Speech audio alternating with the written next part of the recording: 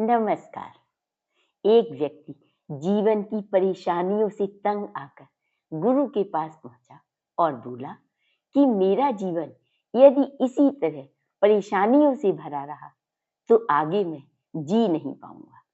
गुरु जी ने कहा, मैं तुम्हें उपाय बताता हूँ, लेकिन पहले 7 दिन तक तुम एक काम करो। यहाँ से कुछ ही दूरी पर एक राजमहल है, उसके पीछे चींटियों का घर है।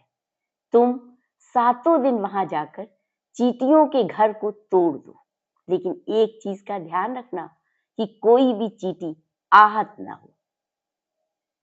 वह दूसरे दिन ही राजमहल के पीछे पहुंचा, जहां चींटियों का एक घर बना हुआ था और बहुत सी चींटियां वहां अपना खाना इकट्ठा कर रही थी। उसका मन नहीं हुआ कि वह चींटियों के घर को तोड़े, लेकिन क्योंकि गुरु ने कहा था, इसलिए उसने उन चींटियों के घर को तोड़ दिया। दूसरे दिन जब वह फिर से वहां पहुंचा तो उसके आश्चर्य का ठिकाना न रहा, क्योंकि उसने देखा कि चींटियों ने वहां पर फिर से घर बना लिया है। उसने दूसरे दिन भी उस घर को तोड़ दिया। तीसरे दिन, चौथे दिन, 5वें दिन भी उसने चींटियों के घर को तोड़ दिया, लेकिन चींटियां नया घर बनाती रही। जब छठे दिन वह वहां पहुंचा तो उसने देखा कि चींटियों ने न केवल उसी घर को बनाया है, बल्कि पास में एक नया घर भी बना लिया है और वहां खाना एकत्रित कर रही हैं। उसे क्रोध आ गया।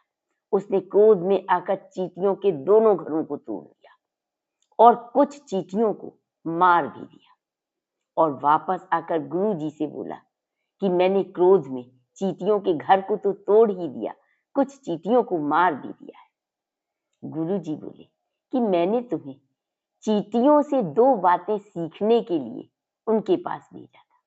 पहली बात कि वे कभी हार नहीं मानती, लगातार संघर्ष करती हैं, परिश्रम करती रहती हैं, जो जीवन का सबसे बड़ा सबक है, इसीलिए जीवन में सफलता पाती हैं। और दूसरी बात, वे कभी धैर्य नहीं छोड़ती। वे अपने प्रयास से, अपने परिश्रम से बुरे समय को भी अच्छे समय में बदल लेती हैं। उस व्यक्ति को दोनों ही बातें समझ में आ गई। उसने गुरु का धन्यवाद किया और फिर से एक नई ऊर्जा के साथ जीवन जीने के लिए घर वापस चला गया। धन्यवाद।